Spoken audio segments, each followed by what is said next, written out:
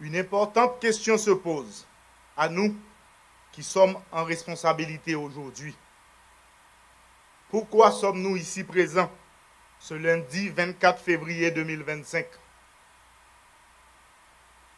Y a-t-il un bilan à présenter? D'emblée, je vous réponds que nous ne sommes pas encore à l'heure des bilans. Cependant, 100 jours après l'installation du gouvernement, le principe de redevabilité m'impose de présenter l'état d'avancement des chantiers de la transition.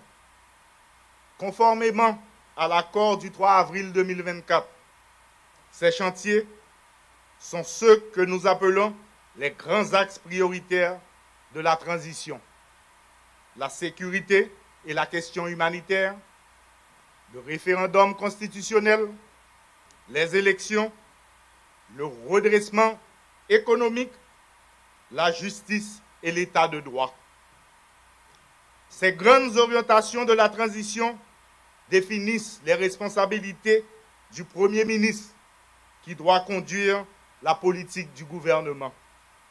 Ainsi, il m'incombe de créer les conditions nécessaires au renouvellement du personnel politique à travers les élections.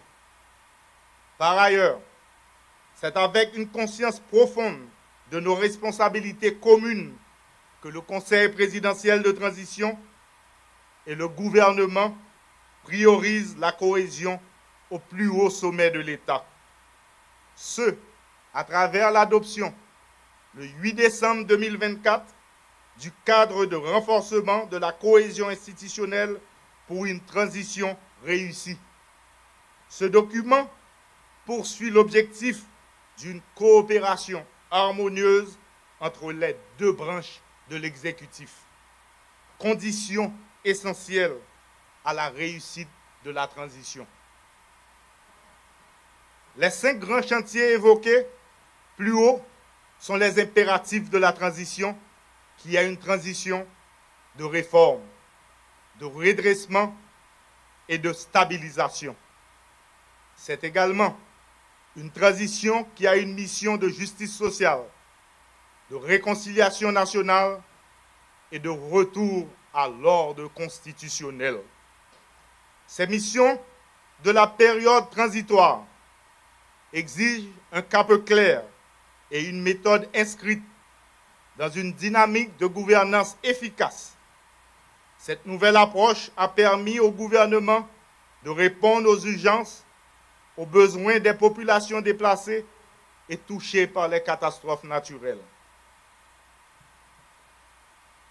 Les élections constituent le but ultime de la transition, tandis que la sécurité en est la condition.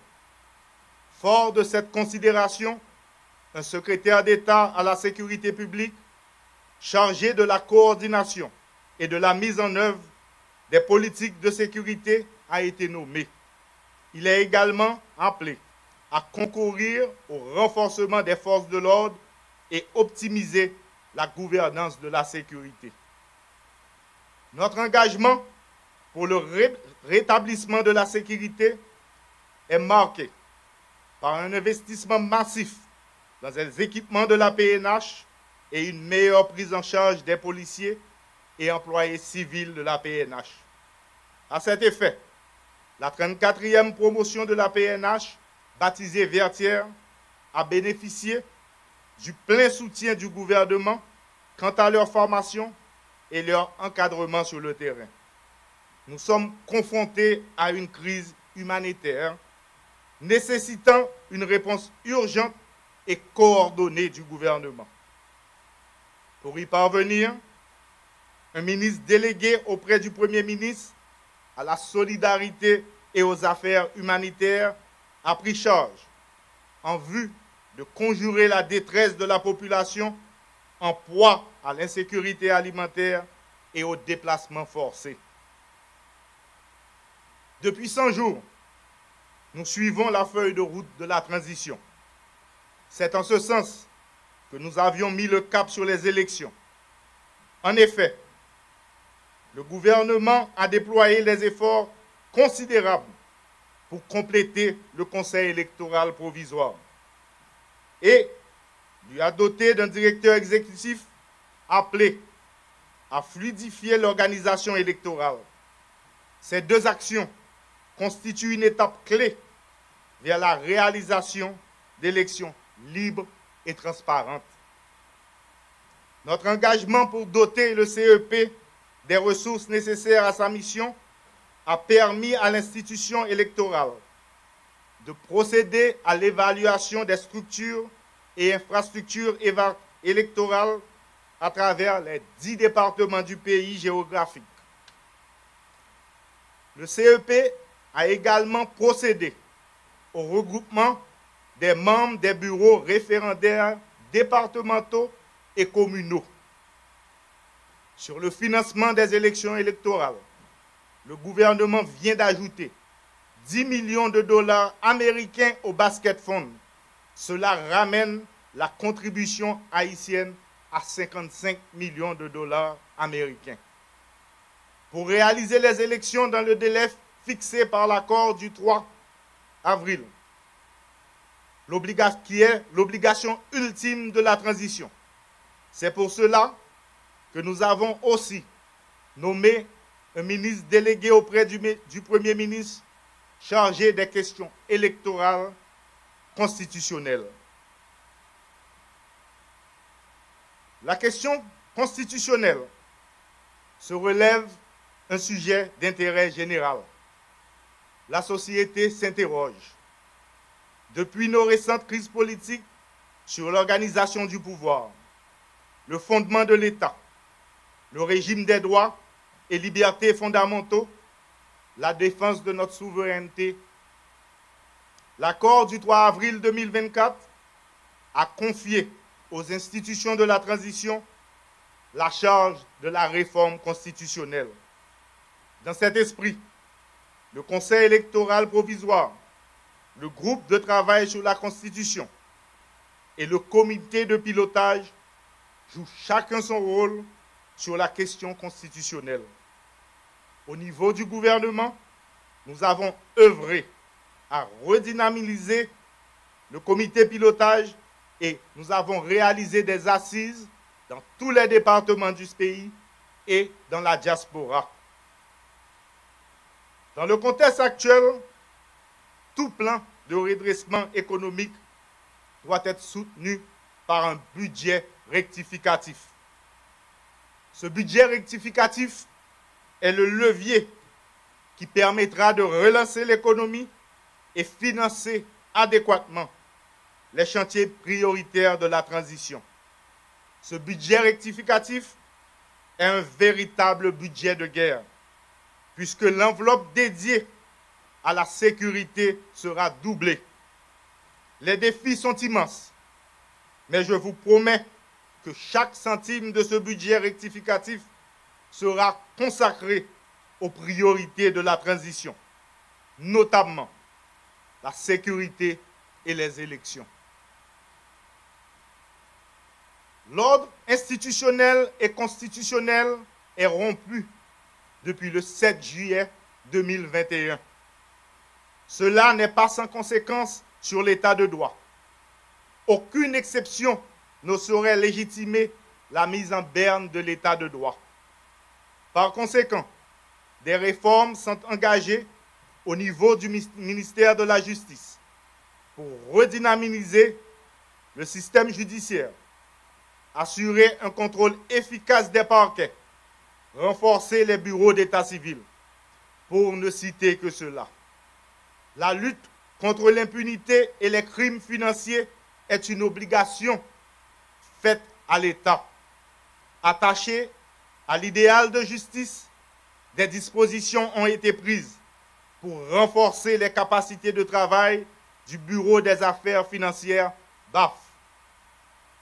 Peuple haïtien, dans respect à l'accord 3 avril là, c'est route sécurité, référendum, élection, gouvernance efficace et relance économique, moins prend. Moins pas changer route, moins pas garder derrière. Pendant ma invité, tout petit pays sans ouete, sans mettre, vin pote coller pour nous réussir ensemble. M'a profité mandé nous ba Haïti puis bon bagay nous gen dedans nous parce que c'est ça li mérité. On parle sécurité. Héritage insécurité a lou en pile. Mais jodi a gen stratégie, gen volonté, gen moyen qui mobiliser pour mettre un bout à malin insécurité. Nous engager sans souffle pour permettre la police, l'armée, MMS, la justice, mettre gang yo dans vraie place. Nous dans la guerre contre gang. La guerre ça mandé en pile moyen. Peut-être ça, nous travaillons sur budget rectificatif là. Budget si là, bral refléter réalité l'État qui c'est avant tout by tout peuple là sécurité. Je dis sécurité, c'est condition réussite tradition. Pas de redressement économique sans sécurité. Pas de référendum sans sécurité. Pas de élection sans sécurité. C'est sécurité qui peut permettre nous circuler libre, les nous pipito, côté nous pipito. Aucune force pas qu'à camper en face de l'État.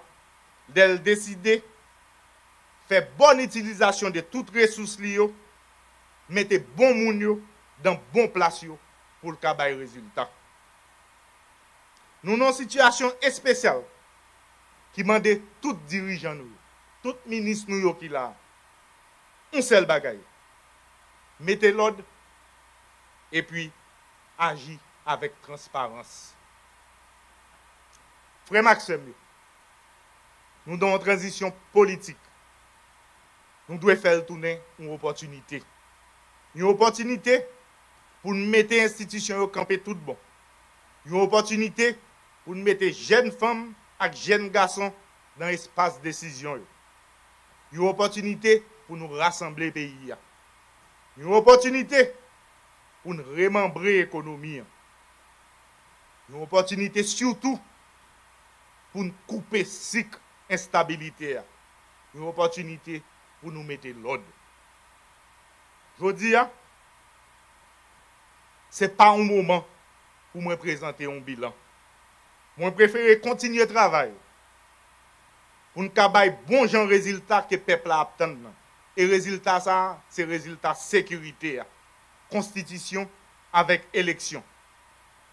D'ailleurs, dans chaque gain pour un bilan, jour à gain pour le river. Et jour ça, c'est à 7 février 2026.